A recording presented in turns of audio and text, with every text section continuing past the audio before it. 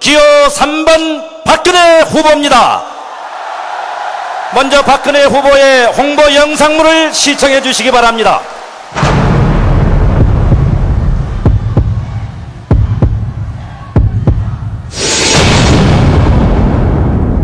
자식 교육에 당당하지 못하고 어찌 교육을 개혁할 수 있습니까? 부동산 문제에 떳떳하지 못하고 어찌 부동산 정책을 성공시킬 수 있습니까? 대통령부터 법과 원칙을 지키지 않는다면 어느 국민이 법을 지키겠습니까? 어느 국민이 법을 지키겠습니까?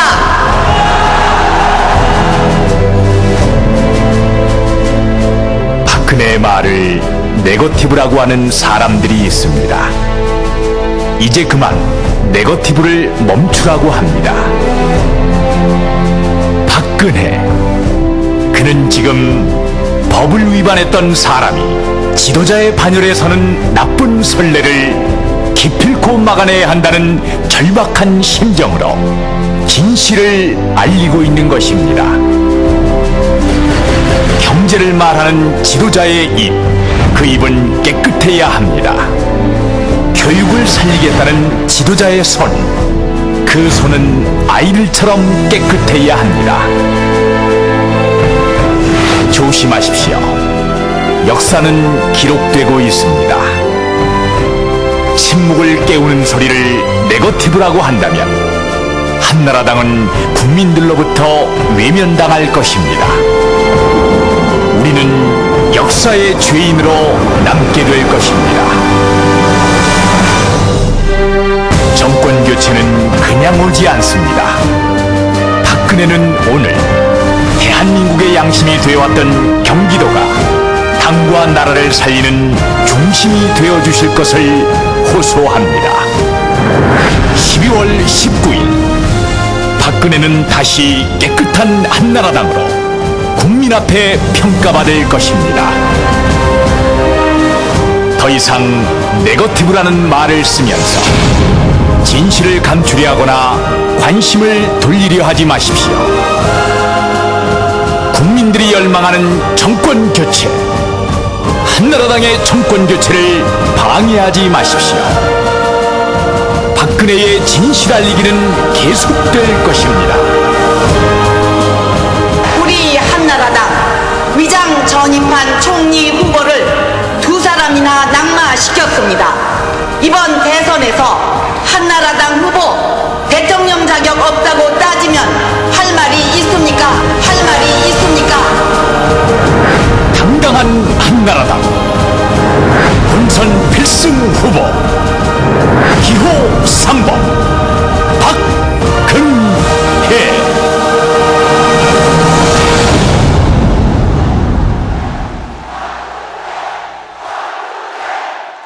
네, 선거인단 여러분, 기호 3번 박근혜 후보의 연설이 있겠습니다.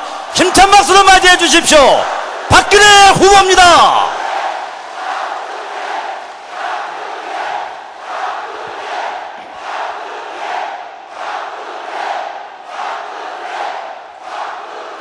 존경하는 경기도의 당원 동지 여러분, 저에게는 꿈이 있습니다.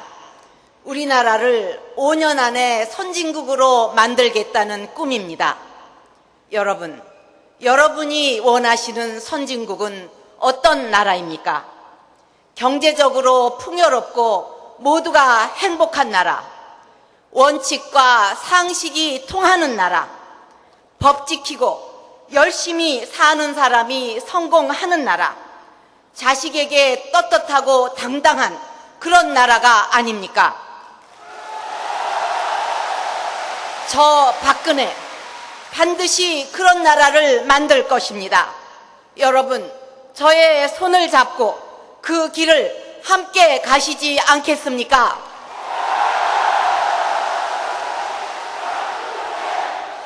오늘 우리가 이 자리에 모인 이유는 단 하나, 바로 정권 교체를 위해서입니다. 정권 교체 없이는 우리의 꿈을 이룰 수가 없기 때문입니다. 이제 끝내야 합니다. 우리 손으로 이 정권을 끝내고 위대한 새 정부를 시작해야 합니다. 그 길만이 나라를 구하는 애국이고 한나라를 구하는 애당입니다. 그렇지 않습니까, 여러분? 한나라당은 지금 최대의 위기입니다. 왜 최대의 위기인가? 여러분의 선택에 따라 정권 교체할 수도 있고 또 한 번 피눈물을 흘릴 수도 있기 때문입니다. 동지 여러분, 5년 전 대선에서 지고 어떻게 사셨습니까? TV도 안 보고 신문도 안 보고 빈속에 소주만 드셨던 분들 여기 다 모였습니다. 5년 전 대선 패배 다음 날 대구 남산동에 사시는 할머니 한 분은 이회창 후보의 정계 은퇴 기자회견을 보고 넘어 울어서 눈이 멀었습니다. 그 할머니의 딸이 울면서 당에 전해준 소식이었습니다. 이것이 5년 전 우리의 모습입니다. 우리는 이를 악물고 버텨왔습니다. 차떼기당이라고 욕먹고 탄핵의 광풍이 불어도 이를 악물고 버텨냈습니다. 10년을 참고 기다려온 그날이 이제 넉 달 앞으로 다가왔습니다. 그런데 우리들 중에 누가 후보가 되어도 이긴다? 그건 착각입니다. 92년 대선에서 1.5% 39만 표 차이로 졌습니다. 2002년 대선은 2.3% 57만 표 차로 졌습니다. 이번 대선 역시 2% 50만 표의 승부가 갈리는 숨막히는 선거가 될 것입니다. 필승 후보를 뽑아서 최선을 다해야만 이길 수가 있습니다. 이 정권이 어떤 정권입니까? 국민을 잘 살게 해주지는 못해도 선거 하나는 수단 방법 안 가리고 잘하는 정권 아닙니까? 여러분, 지금 검찰이 여러 가지 수사를 다 해놓고도 왜 발표를 하지 않고 있습니까? 5,500명의 투자자들에게 1,000억 원대의 막대한 손해를 입힌 BBK 김경준이라는 사람이 왜 경선이 끝난 후에 소환이 되겠습니까? 왜 9월에 들어와서 BBK의 실소유자가 누구라는 것을 입증하겠다고 공언을 하겠습니까? 이걸로 우리가 앞날을 내다볼 수 있는 거 아닙니까? 그래도 그런 미래를 선택하시겠습니까? 동지 여러분, 잘못하면 우리는 또 한 번 천추의 한을 남기고 역사의 죄인이 될지도 모릅니다. 그때 가서 누가 책임질 것입니까? 후보야 떠나면 그만이지만 동지 여러분과 한나라당은 어떻게 되겠습니까? 대선에 지면 곧바로 치러지는 총선에서는 참패할 것입니다. 그러면 우리 한나라당 해체될 것입니다. 그것이 바로 이 정권이 노리고 있는 것입니다. 이걸 두고만 보시겠습니까? 이것을 막는 길은 단 하나, 본선에서 반드시 이길 수 있는 후보, 안심할 수 있는 후보를 뽑는 것입니다.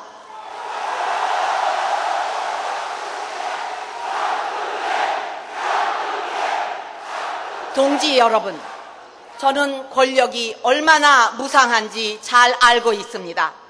대통령이라는 자리가 얼마나 고독한 자리인지도 잘 알고 있습니다. 저는 아버지 어머니를 모두 총탄에 잃었습니다. 저도 두 분의 뒤를 이어 나라를 위해 저의 모든 것을 다 바칠 것입니다.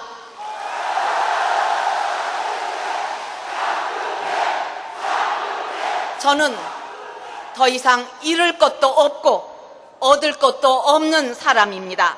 제가 더 이상 바랄 것이 뭐가 있겠습니까?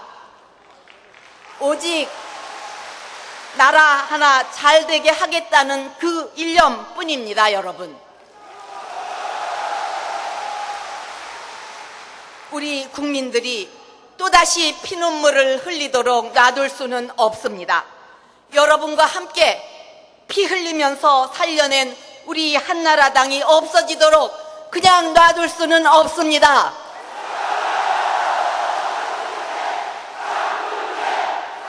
저 박근혜 쉽게 눈물을 흘리지 않습니다.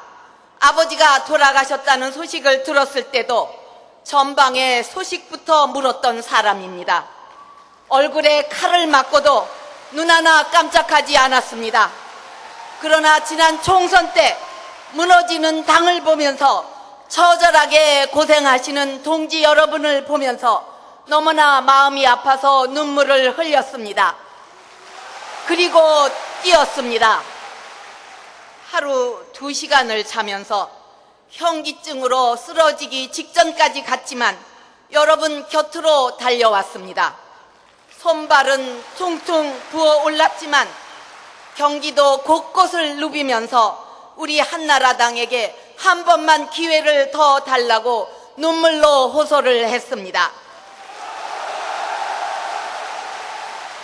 그때 당선되신 분들이 저에게 등을 돌려도 저는 결코 섭섭하지 않습니다.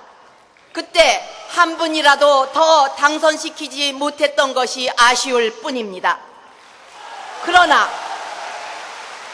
제가 절대 용납할 수 없는 것이 있습니다.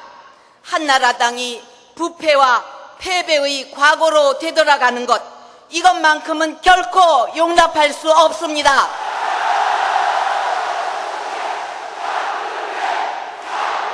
우리는 깨끗한 정당이 되겠다고 천마땅사 앞에서 무릎을 꿇었습니다. 선거 때마다 정말 깨끗하게 공천했습니다. 당 중진을 우리 손으로 검찰에 고발까지 했습니다. 40대 0이라는 승리도 그런 노력을 국민들이 인정했기 때문입니다. 지금 돈 선거에 공천 협박에 경선이 오염되고 있습니다. 우리가 어떻게 여기까지 왔는데 다시 과거로 돌아간다는 말입니까? 이것을 바로잡을 사람 누구입니까? 바로 이 자리에 계신 당원 동지 여러분이 아닙니까?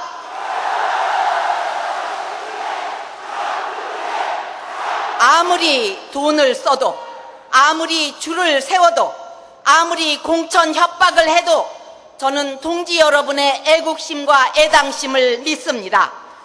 정의가 승리한다는 여러분의 신념을 믿습니다. 여러분, 역사의 길이 남을 위대한 선택을 해 주십시오.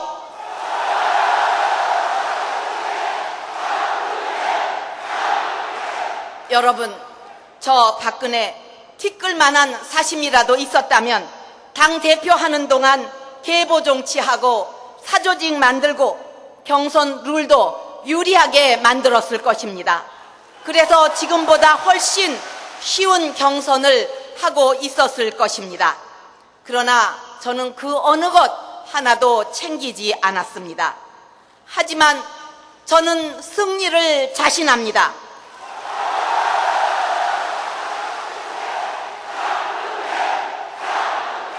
돈도 없고 함께 뛰어줄 남편도 가족도 없지만 생사고락을 같이 했던 동지 여러분이 계십니다. 바로 동지 여러분이 저의 힘이고 국민 여러분이 저의 생명입니다. 여러분의 마음속에 살아 숨쉬는 애국심과 정의감을 믿습니다. 그 불타는 애국심과 정의감으로 한나라당의 새 역사를 써 주십시오. 누가 이 나라를 진정 사랑하는지, 누가 한나라당과 동지 여러분을 진정 사랑하는지, 누가 여당과 싸워서 백전백승을 해왔는지, 누가 본선에서 승리할 필승 후보인지 뜨거운 마음으로 생각해 주십시오. 저 박근혜 반드시 정권을 찾아와서 승리의 영광을 여러분께 바치겠습니다. 감사합니다. 네, 박근혜 후보에게 격려의 박수 부탁을 드리겠습니다.